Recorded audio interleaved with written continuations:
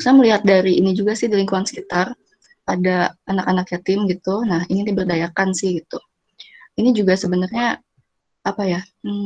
Pemikiran dari sekeluarga gitu. Nah, cuman kebetulan apa ya masih mencoba merintis dulu yang kira-kira bisa tanpa modal dulu kayak yang sebelumnya gitu. Nah, ya mudah-mudahan sih bisa terrealisasi dalam waktu dekat gitu.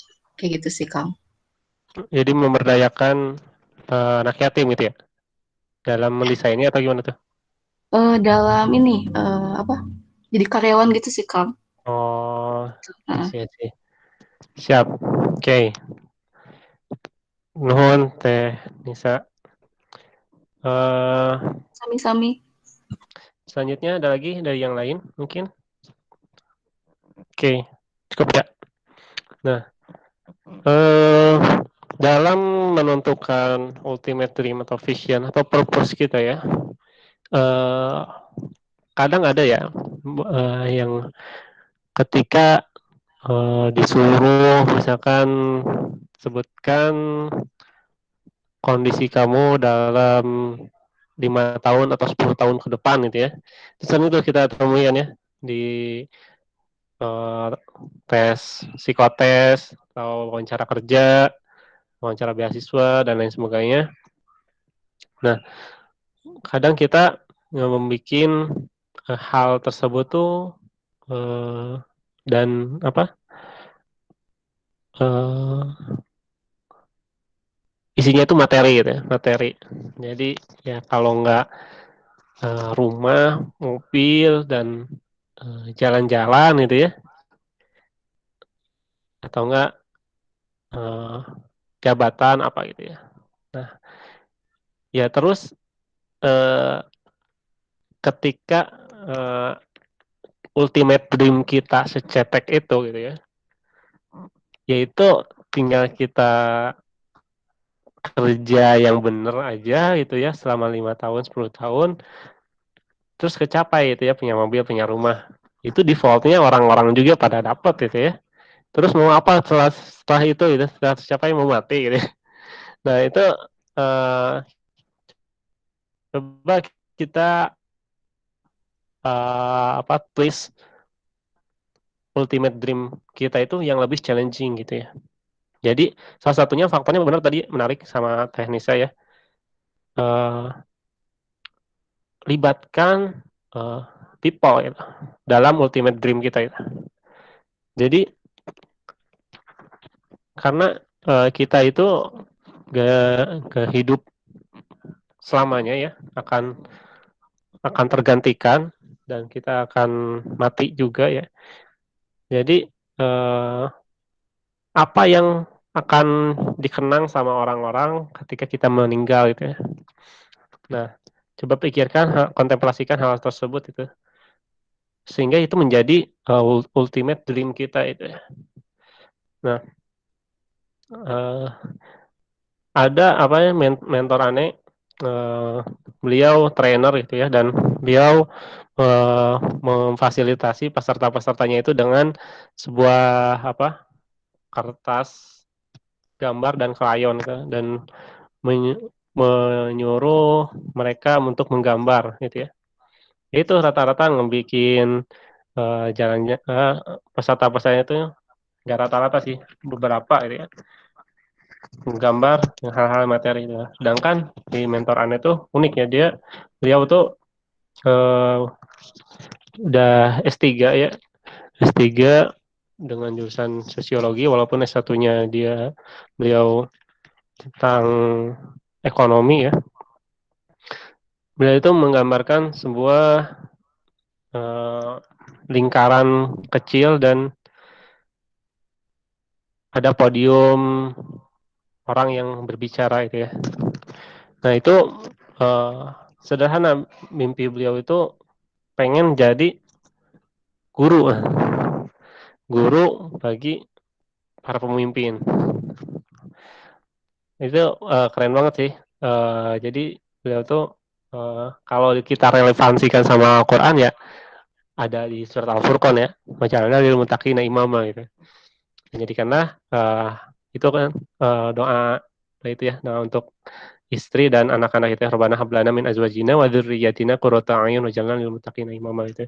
Dijadikanlah anak-anak kita itu sebagai qurrata a'yun yang menenangkan hati dan imam para pemimpin waj'alna lil muttaqina pemimpin orang yang bertakwa gitu ya. Nah, itu yang pengen apa ultimate dream beliau. Jadi ketika kan itu kayak apa ya? Kayak limitless time-nya tuh. Jadi kita bakalan effort terus untuk mencapai target tersebut. Jadi bukan hanya setahun 2 tahun itu tercapai gitu ya. Yang dan apa ya? Dan pastikan ya ultimate dream kita itu bersinggungan sama 4 faktor Ikigai kemarin ya. Coba silakan dituliskan apa aja 4 faktor Ikigai yang kemarin disampaikan Kang Palosa. Boleh di-share Kang, boleh. Oh boleh tuh, Kang Rio. Oke, coba what we love ya betul. Terus apalagi? Word needs. Butuh kata-kata. Lanjut apa lagi? Coba tulisin di komentar. Pay for. Terus what you are good at. Yap, betul. Ya, faktornya what we love, apa yang kita cintai ya sampai kita melakukannya dengan lupa waktu dan sukarela. Terus apa yang dibutuhkan dunia yang berdampak gitu ya apa yang kita lakukan. Terus apa yang kita di sana dibayar bukan hanya sekedar hobi. Terus apa yang kita bagus di sana, yang kita jago di sana ya. Oke, sip, mantap. Lanjut. Terakhir reference. Nah, jadi aneh agak dikit-dikit convert materinya si Kang Tony Robin ini jadi rada Islami ya. Karena salah satu value kita adalah pious ya. Pious itu taat atau alim atau berilmu. Nah, jadi ada 5 tahapan menarik ya dari ukhuwah Islamiyah, tingkatan ukhuwah Islamiyah. Jadi ternyata wah luar biasa banget itu aneh ketika tahu tingkatan ini gitu ya. Dan apa? Kalau semua organisasi itu dalam lingkaran kecil, lingkaran besar, dalam skala pemerintah, swasta ataupun non-profit menerapkan ini, gitu ya, wah itu pasti solid banget si sebuah tim itu. Ya, pertama kita harus saling mengenal ya. Tak kenal maka taruh tak sayang. Nah, jadi kita pertama harus mengenal dulu ini teman-teman kita nih. Siapa sih Teh Nisa, siapa sih Kang Asep, siapa Kang Haida, Teh Husnia, Kang Irham, Teh Intan, Teh Puput, Teh Nurul, Teh Rahayu, Kang Rio, bisa nih Teh Sarah, Teh Sinta, Teh Suryani, Teh Tinur, Teh Tuti, Kang Ujang, Teh Umu, Teh Sabrina, Kang Zuhud. Harus kenal dulu nih. Nah, terlebih nanti di tim kalian ya. Mungkin kita belum terlalu kenal mendalam gitu. Tapi at least nanti tim kalian teman kerja bareng kita harus kenal mereka itu. Yang mana tadi ya seperti definisi awal tentang teamwork. Kita itu bukan hanya sekedar sama-sama bekerja ya. Karena kalau sama-sama bekerja itu capek. Apalagi bekerja sebelah tangan ya. Yang satu bekerja, yang satu ngedadahin itu, ngeprokin. Nah, jadi kita pertama harus saling mengenal itu.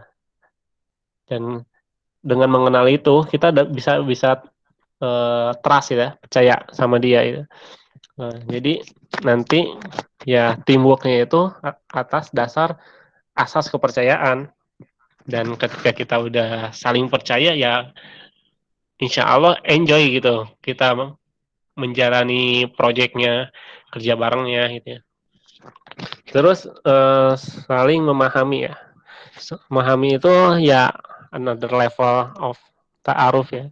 Jadi ketika kita paham tim kita gimana dia tuh senangnya dikasih kerjaan tuh secara detail kah, atau harus dikasih deadline kah, harus di-push kah, atau lebih senang diayomi, atau lebih senang dirangkul, atau kayak gimana, dia apresiasi yang senangnya itu kayak gimana, karena kan tiap orang itu beda-beda kebutuhannya gitu ya, dan kita harus paham itu.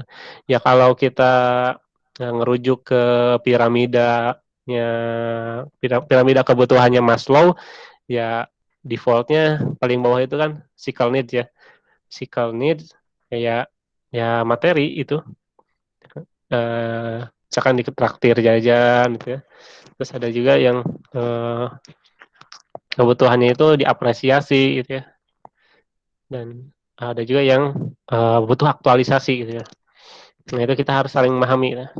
Terus saling menolong ya, ta'awun. Ini bayangin aja gitu ya, ketika uh, suatu organisasi itu suatu project udah levelnya semua saling menolong itu ta'awun gitu ya. Jadi ketika uh, ada apa ya, ada masalah itu, atau ada tugas, atau ada uh, panggilan kemanusiaan itu ya, oh ini siapa nih yang bisa bantu gitu ya, saya aja gitu ya, semua tuh saya aja gitu. Kebayang nggak? Wah itu pasti uh, environmentnya tuh beda gitu ya, atmosfernya tuh bakalan gitu ya. Ini konsep Islam itu udah luar biasa sih menurut saya. Jadi uh, ya bayangin aja gitu, da dalam suatu kantor gitu ya, suatu perusahaan, misalkan uh, ada yang bisa bantu fotokopiin berkas ini enggak gitu ya. Terus satu ruangan tuh, gua aja gitu ya. Wah luar biasa itu uh, ta'awunnya gitu ya, udah sampai level ta'awun. Padahal mereka misalkan uh, lagi sibuk juga gitu, tapi mereka semangat saling menolongnya tinggi ya. Nah terus ada di level berikutnya adalah takaful, jadi saling menanggung. Jadi kita apa ya, empati gitu terhadap beban yang dirasakan oleh tim kita atau anggota kita atau pemimpin kita.